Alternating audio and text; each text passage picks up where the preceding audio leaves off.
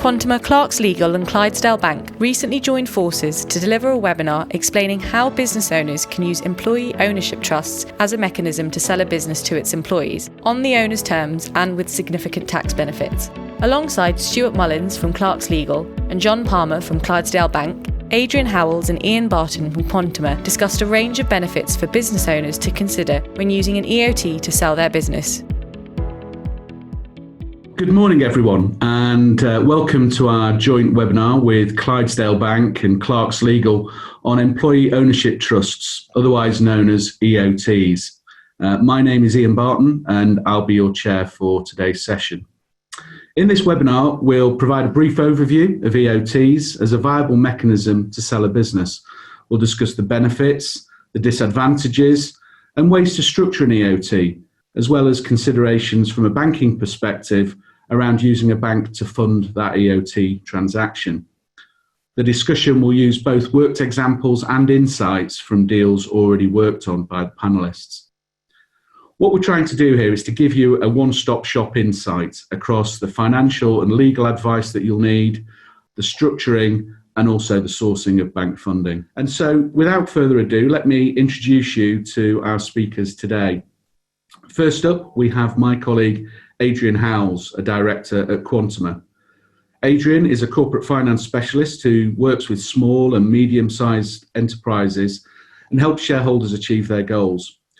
His significant experience in selling businesses to maximize shareholder value, buying businesses to assist shareholders with their growth plans or acquisition strategies, or as part of a management buy-in, providing debt advice, whether it's to facilitate transactional business growth, capital spend, or enabling shareholders to take money off the table, as well as financial modelling. Following on from Adrian, we've got Stuart Mullins, a partner at Clarkslegal, who is a specialist tech startup advisor for Forbury Tech. Stuart has extensive experience providing effective corporate and business law advice to a wide range of businesses across all sectors, including corporate structuring, insolvency, and business funding.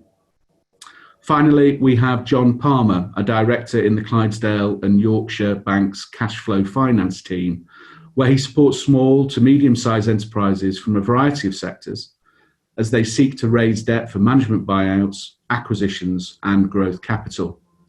More recently, John and the cash flow team have been working closely with specialists in the market to create an offering to businesses raising debt as part of a sale to an EOT, and has completed a number of transactions in the last 18 months. So, setting the scene for today's webinar, it's worth noting that EOTs are reported to account for around 30 billion of UK business turnover, according to the Employee Ownership Association. Where firstly there were household names like John Lewis and Richer Sounds, many smaller businesses now see EOTs as an attractive business structure to promote future growth. An EOT is a special type of employee benefit trust which holds a controlling stake for and on behalf of the employees of that company. They were introduced in 2014 and have had a fairly modest take-up, but have certainly come more sharply into focus during 2020 because of the non-application of CGT for vendors, which is a key part of their structure. And that delta to current CGT rates is only likely to increase. We saw in March the erosion of entrepreneurs relief from the first 10 million to the first million only, so it's 20% now above that. And now, although postponed in the autumn from the autumn budget, there's very strong rumour that CGT will align with income tax rates in the future. Adrian, Stuart and John will guide you through that detail and so facilitate an understanding for you and your clients and all your clients as to whether an EOT might work for you or for them. It doesn't suit every business, of course, and typically works best where future capital gain is a suitable incentive structure for a wide employee group. So whilst that CGT financial benefit delta is likely to become increasingly attractive to vendors over the next 2 years, it's important to recognise that the cultural and operational fit of an EOT to a business is a crucial element to its execution and contribution to business growth and employee engagement. So with that, I'll hand over to Adrian to talk about the benefits in greater detail. Good morning, everyone. Thank you for joining us. I'm going to try and canter through relatively quickly. There's three of us talking, so quite a bit of content. I'm going to talk to you about the benefits of using an EOT versus traditional sale mechanisms. I think it's only fair that I address some of the disadvantages of using EOTs, and I'm finally going to try and work through sort of a worked example of a transaction comparing traditional versus EOT. So on my first slide, so by traditional exit methods, I suppose I mean, a sale to a trade buyer or into private equity. Many of you watching this will have been through such a process or worked on such processes and will be familiar with the various shortcomings that they can entail. So, initially we've got to find a buyer, and essentially this can involve endless beauty parades, either to trade or to private equity, sometimes both. And this isn't just during the process of finding a buyer, but also whilst agreeing legals and working through to completion. It's fair to say it can be pretty tortuous. In terms of pricing, pricing isn't fixed. Now, of course, that does have an advantage. Of course, if you get into a competitive process, that can push pricing up. But of course, during a process, diligence and things can find issues, and many of you will be familiar with that sort of last-minute price chip, that renegotiation, when actually the vendor's often too invested in the process to turn it down. Of course, multiple parties to manage. We've got a few transactions on ourselves like this. If you think about a private equity transaction, you can have the PE house, the bank, MBO candidates, and the vendors, and then a set of lawyers for each. Coordinating all of these and keeping a deal moving forward smoothly and on track really can be like herding cats. Of course, there's large tax bills on exit. Obviously, as Ian alluded to, to the extent you've got your entrepreneurs relief left, all right, that's only at 10%. The balance over £1 million of exit value is at 20%. Yes, the imminent threat to CGT increasing to be aligned with income tax rates, is paused, but I think it's fair to say, it's not abated. CGT is under attack. Finally, a traditional exit will involve fairly comprehensive warranties, which means that as the vendor, you can actually, years after the transaction, can still find yourself having to pay consideration back. EOTs, on the other hand, actually solve a great many of these issues. There's no buyer search. You know your buyers, they are your staff. Pricing is largely set. You can't pick anything, but a defensible and robust valuation exercise, something we can help you with, will ensure a set price for the transaction. There are minimal parties involved, certainly compared to a traditional transaction, and it's much more collaborative. There are also, although there are some warranties remaining, they are much reduced, and therefore vendors' cash is that bit safer. That's not to mention the even bigger advantages. So buyers, for example, do not require funding. Now, traditionally, a transaction would therefore be funded by the vendor leaving loan notes or equivalent on the balance sheet, which of course can mean minimal cash out on day one. Of course, the big news and the genesis really for this webinar series is that Clydesdale Bank have got a great appetite for these transactions, and therefore bank funding is available for vendors to take cash out on day one. I can't avoid the fact there is no tax on EOTs. It is a tax-free transaction if it is structured correctly. And this is no sort of funny tax scheme. This is an HMRC sanctioned effort. The EOTs came through as part of the 2014 Finance Act. It is perfectly legitimate and supported by government. Finally, of course, you get to preserve your legacy. You're not selling out to a private equity firm or a trade buyer that might make your staff redundant, change your branding name, shut things down, so on and so forth. Your staff take it on, your business carries on. So I said I would address some negatives on the next slide. So, as I noted, the funding structures can mean that there is less cash out on day one. Even, to be fair, with a bank loan, there's still probably more left on the balance sheet than in a normal transaction. However, it's worth noting that the loan notes that you leave on the balance sheet can attract a coupon, and a 10% coupon is fairly sensible. And actually, if you believe in the business that you're selling and have faith in its ability to sort of carry on, actually how much danger is that money left on the balance sheet? And actually, if it's paying you 10% money, there's not many places you can get 10% at the moment. Of course, the business is now sort of burdened with debt levels, but actually, again, the bank funding is structured in a sensible and affordable way. Again, you should be handing over what is a strong business to your staff. As I say, this is about preserving your legacy as well. So we don't want to be handing over something that's on its knees. And in fact, there was a Cass Business School study in 2017 that demonstrated that EOT or employee-owned businesses actually fare well, if not better, than traditionally owned businesses, and that margin is increased during recessions. So actually, that an EOT business is fairly defensible. There's a risk of obviously, you're now stepping away from the business, and therefore what control can you have in terms of managing how it's run, and therefore your money left on the balance sheet, is that, can you defend it? Actually, there are ways of structuring an EOT such that you can remain fairly heavily involved, and indeed, you only need to sell down to below 50% of the equity to trigger the tax-free allowance. And so you can remain involved if that is your preference. EOTs are relatively new, so exits are a less well-trodden pathway, but actually, the key point there is that the sale, essentially the trust must act for the benefit of the trustees. And, as I noted, the trustees haven't paid on the way in, therefore if there's a big offer, a very valuable offer to buy the business, it's pretty clear that that's going to be in the benefit of the trustees to go ahead with such a transaction. And finally, actually, yes, the beneficiaries will pay tax on the way out, but again, they haven't paid anything on the way in, so they are sort of in for a bit of a free ride, I suppose. I'm going to try and talk you through an example transaction.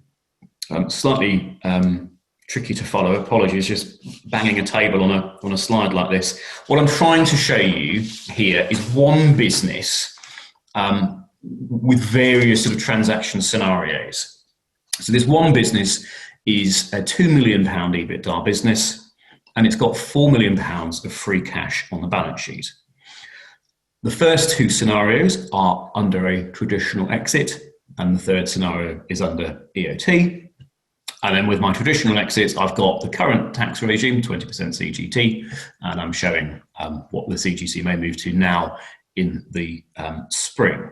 So, I noted that you can get into a bit of a bidding war on a traditional exit. So I've allowed a 6 times multiple in the traditional exits and only 5 on the EOT, albeit there's no reason actually that an independent valuation wouldn't defend a 6 times, but just by way of example. So enterprise value, 12 million, traditional exit, 10 million EOT. Add the cash, gets us to our consideration. And here comes the important bit, I suppose. So first of all, I'm assuming we've got the whole of our lifetime entrepreneurs relief of £1 million available. So on the traditional exit, I'm going to pay £100,000 into entrepreneurs relief tax. And then my capital gains tax bill is £3 million at the moment. And rather worryingly, and it might not be 45%, but that is what they're talking about. My CGT bill could reach £6.7 million come the spring. So as you can see, actually, at the moment, my total net 12.9. Under the new regime, slightly speculative, but maybe around 9. And actually under an EOT, do you know what? You get the whole lot, £14 million. And so the point here is that actually, even if you aren't achieving the same exit multiple under an EOT, you can actually achieve a larger exit. Now, I did make the point earlier that in terms of cash out and value left on the balance sheet, there are differences between a traditional transaction and an EOT. So on the next slide, I've tried to show what you might achieve on day one. First of all, the traditional exit, I've got my net receivable amounts from the previous slide up above under the two tax scenarios. I'm assuming that you're going to have to hold £1 million back in escrow for warranty claims, true-ups, and so on and so forth. And that also there's a deferred consideration or an earn-out structure of 20% of the EV. So, we're leaving a chunk behind. So my 20%, the current regime, I might see £9.5 million out on day one, and that drops pretty significantly if we do go to 45% CGT down to 5.7. And as noted with each of those scenarios, you've got the 3.4 million to come back, assuming you meet the various criteria attributed to that. Under the EOT, we need to look at this slightly the other way round. It's not so much what's being held back, but actually how can we build the value up, because there are no holdbacks. So, typically, 1.5 multiple on the bank lending might be fairly sensible to make sure we're not overburdening that business. So, £3 million of bank debt, and of course, we had £4 million of free cash on the balance sheet. So we are getting £7 million out on day one, but importantly, with 7 million still to come, and potentially that 7 million earning is a 10% coupon on an annual basis. Yes, at the moment, strictly speaking, you may get slightly more on a traditional exit. If CGT changes, clearly, you may get significantly more on an EOT even on day one. So at the moment, relatively marginal. However, I think, if you have faith in your business, a desire to preserve your legacy and to look after your staff, then rather than simply sell out, I do think EOTs provide quite an elegant solution and are well worth considering. With that, I'm going to pass on to Stuart, who is going to talk us through some of the details on the trusts. Thank you. There's a number of complexities that need to be dealt with when thinking about the structure, and in particular the arrangements in and around the setting up of the trust, and that's largely because of the prescription of the appropriate legislation and rules. I will be taking you through the structure of an EOT, both on completion and more often than not on subsequent years of payments of deferred consideration. And then I'll identify and highlight a number of the key points in and around the trust arrangement itself.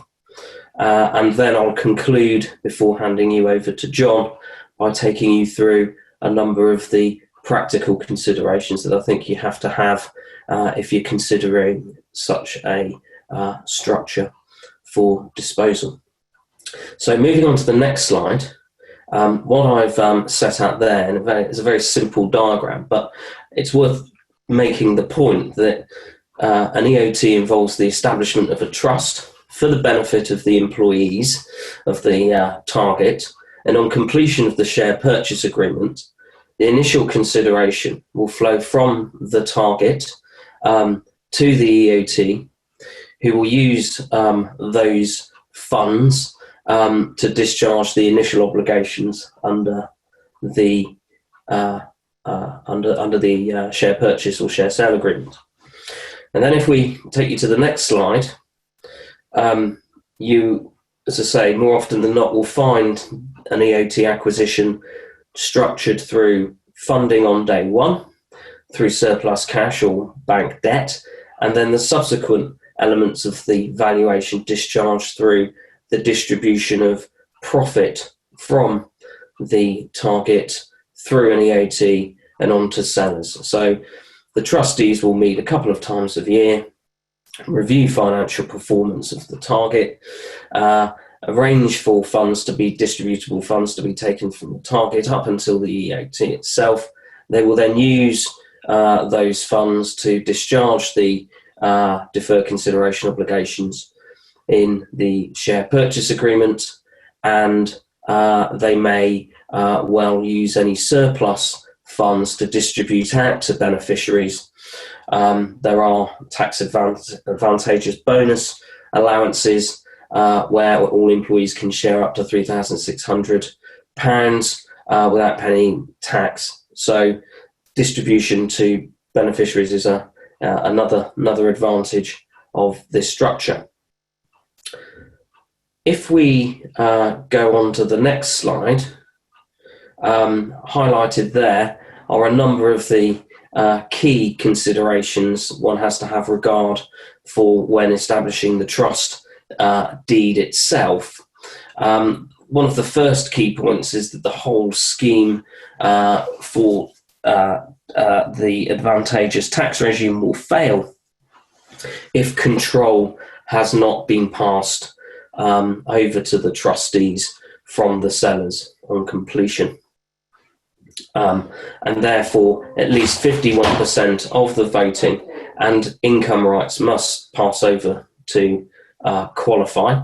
That can also be useful for any sellers in structuring their inheritance tax planning. They may well dispose of a number of qualifying interest in their shares and then retain a balance of shares, perhaps to put in their own wills trust or for the benefit of future beneficiaries. And this complements the point Adrian made earlier about legacy and succession and being involved in the business going forward.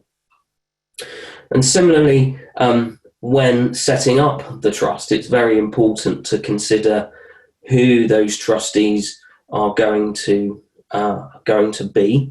Again, I would suggest having a seller as a trustee would probably fall foul of the control test. Normally, you would expect a senior management and perhaps a professional trustee to take the appointment, but fundamentally, you wouldn't expect the trustees to meet more than a handful of times a year, with day-to-day management of the target still being maintained very much at board level. It's also worth bearing in mind that when you set up the trust, that you don't fall foul of the equality or benefit of all requirements, and that means that you can't set the trust up to benefit only a particular division or only a particular group of employees. It must benefit them all as a whole. However, that doesn't mean you have to treat them equally in terms of entitlement to fund or remuneration through the trust. You can, of course, differentiate the amounts that those might be entitled to along certain benchmarks, such as the amount that they're remunerated, hours of work and length of service, for example. If we move on to the next slide, it's just a couple of practical considerations, and just dovetailing with Adrian's point, trustees have an overriding duty to act independently and exercise independent judgment, and therefore they should be independently advised through the transaction process. And it's very important that they are comfortable with the valuation, in particular, that's established at the beginning of the acquisition. And that's because they have a duty to act in the best interest of the beneficiaries, and they don't want to be liable if the valuation is overpaid. So the point is that valuation benefits seller to ensure that they comply with the fair value requirements of the legislation, and also fundamental for the trustees to ensure that they act in accordance with their statutory duties. Another practical consideration is that of culture. It's very clear that those headlined businesses that have done very well with EOTs in terms of generating great retention, increased profits, and a more motivated workforce have already had an established structure in place where management and everybody's heavily engaged in the running of the business, that the business itself can run without a great deal of founder involvement, and those naturally will be better suited to those businesses that may operate in a more autocratic style and are reliant on founders or potential sellers. So when you are considering this, it's very important to look at your existing structure. Think, do we need to start building in some new tiers of management, or making some clearer hires to bed in to achieve what we want? And what does that mean in terms of time scale? And also, it might be worth, depending on the size of the business, to consider whether or not some change management consultancy is brought in, because even if the business is of a type where it operates without seller and full founder involvement, it's quite unnerving for a number of staff, even key staff, if this is going to be approached, and therefore engaging in that sort of consultancy and getting that level of support may well just ease concerns and make the transition a lot smoother. Well, thank you for listening. Those were my points. If I could pass you over to John Palmer. John will take us through funding.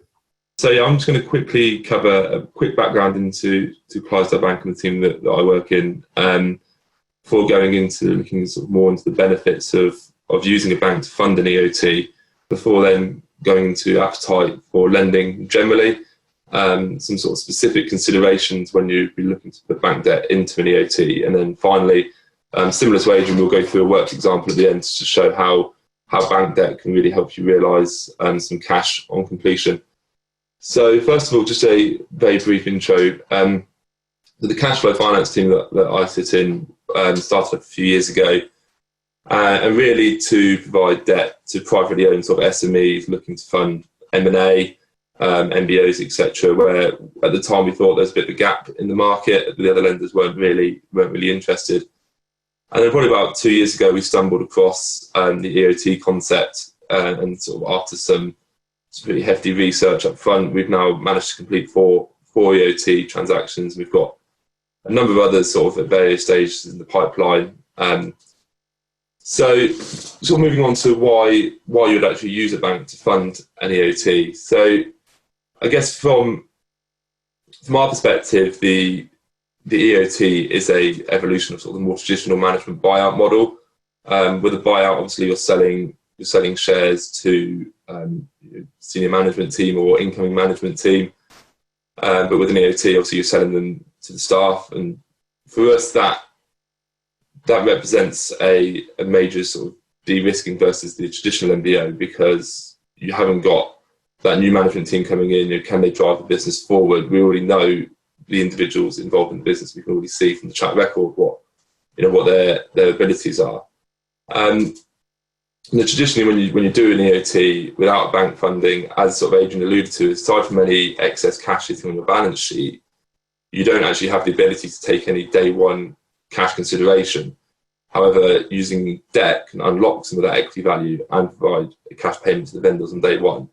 And this is specific to Clydesdale, but it doesn't involve pledging any of your own personal security. So it's an incredibly low risk way of sort of, I guess, de-risking yourself on day one and not being reliant fully on the business to generate cash in the future to have your deferred consideration repaid. And I guess once you're in with a bank as well, assuming that the trading continues to sort of be robust, further lending can be provided in future years, which again accelerates that exit time frame further. So, if you had, say, a 10-year exit time frame without bank funding, you could be looking maybe 5-6 years with bank funding. So if we move on to look at some of the sort of more general sort of appetites for lending for the businesses, I think it's really important to note before we get into any detail that every transaction is considered on its own merits. There is no really sort of one-size-fits-all approach to lending, but there are some sort of general themes that we would look at. And I guess the most important one, first of all, the most important thing to note is that the way we would assess an EOT transaction would be the same as we'd assess any other type of deal.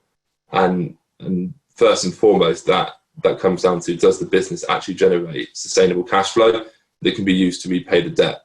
Now, what we mean by that is, does the business have lumpy sales, or does it have contracted sales? Is there seasonality?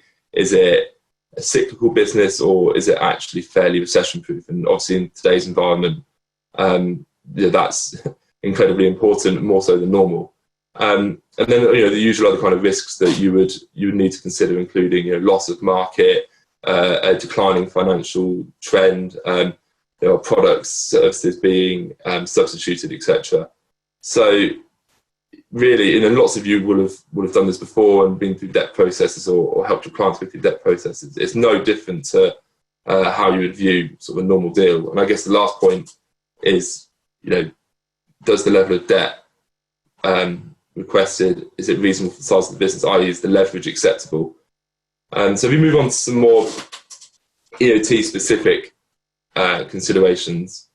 So the first one is probably the most important one here, is that, and Adrian kind of alluded to this earlier, is that there is no buyer setting a price for the business. As a seller, you are in the driving seat when it comes to the pricing process, and you can, to an extent, set your own price.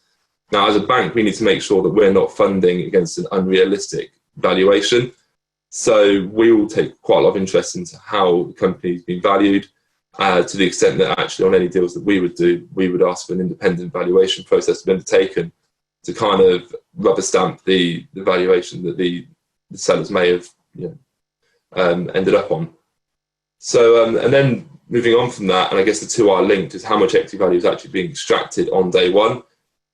We are very cognizant that the senior management team or the vendors will probably be likely continuing in the business post-completion. And so we wouldn't want them taking a huge amount of the total equity value off the table on day one. Maybe 20-30% is reasonable, plus excess cash. And that comes to the point below where we're talking about, are all key employees or other stakeholders suitably incentivised? So is the vendor suitably incentivised by his remaining or her remaining deferred consideration / equity stake if they don't sell 100% of the business? Are other members of the senior management team properly incentivised? You can run EMI schemes or have separate shareholdings outside of the EOT to sort of capture some of those key individuals if required. And also, what, in relation to the actual deferred consideration itself, what are the payment terms? As a lender, we'll be very keen to understand what terms have been agreed. Because we need to ensure that there's enough cash to repay bank debt, and also to ensure the business can function operationally, plus take some kind of sensitivity. But also, we don't want to see that deferred consideration decelerating too quickly. Albeit, I think generally we are comfortable with the concept that the vendors can take some of their loan notes out whilst the bank is also having its debt repaid. So, sort of bringing all this together, I sort of put together a worked example which is very similar to Adrian's. So we've got a business here named ABC Limited, which is very imaginative. It's a 2 million EBITDA business. We valued it at 5 times, so 10 million valuation, plus it has £1 million of excess cash sitting on its balance sheet. So in this example, let's assume a 3 million debt package, which is 1.5 terms of leverage over a 5-year straight line amortizing term. So the actual full cash out to the vendors on day one would be 4 million, which represents 30% of the equity value, plus £1 million of the excess cash. And as Adrian said, no capital gains tax is paid on that 4 million. So the deferred consideration of 6 million would be subordinated to the bank to ensure that, that if something did go wrong, that we would be the first to exit. And in this particular example, we would use a covenant to control the repayment of that deferred consideration. Typically, what we would look at is looking at the excess cash generated by the business. So this is all the cash after, working capital, CapEx, tax, etc., and repayment of any bank debt. Whatever cash is left, 50% of that, capped at £500,000 per year, would be able to be used to repay deferred consideration. Why £500,000? Again, we probably wouldn't want to see the vendors decelerate their position quicker than the bank. So if we're being repaid at 0.6 million a year, we'd want to see the vendors being repaid at 0.5, for example. Bank security, sort of, as I mentioned earlier, no personal security, just a charge over the trust and a debenture from the trading co and some kind of sort of intercompany instrument to wrap all that together. I guess the bottom point here, really important, is that we would probably, if trading, assuming trading is fine, we would also seek to do a top up in probably 2 to 3 years after the deal completes. So that would allow further equity extraction at that time. So as you can see, and I think Adrian, this brings back to Adrian said at the start, the EOT might not give you the same exit value as a traditional buyout, but actually it's quite a low risk transaction. And if you are able to raise debt, you can get a decent amount off day one, plus there's the ability to continue to extract value thereafter. If there are points that you want to discuss privately, do please get in touch with any of the speakers today, and we can arrange a more detailed conversation with you. So thank you to all of the speakers for taking the time out to share that knowledge and expertise. Clearly, this can only ever be an overview and an insight and a high-level review, but hopefully it's given you a good understanding of the sorts of issues that you need to take advice on when you're thinking about an EOT transaction. So thank you for joining us. Have a good day, everybody, and all the very best. Thank you and goodbye. Get in touch with our speakers today to find out more, and look out for further insight on the Quantuma, Clarkslegal and Clydesdale Bank social media channels and websites.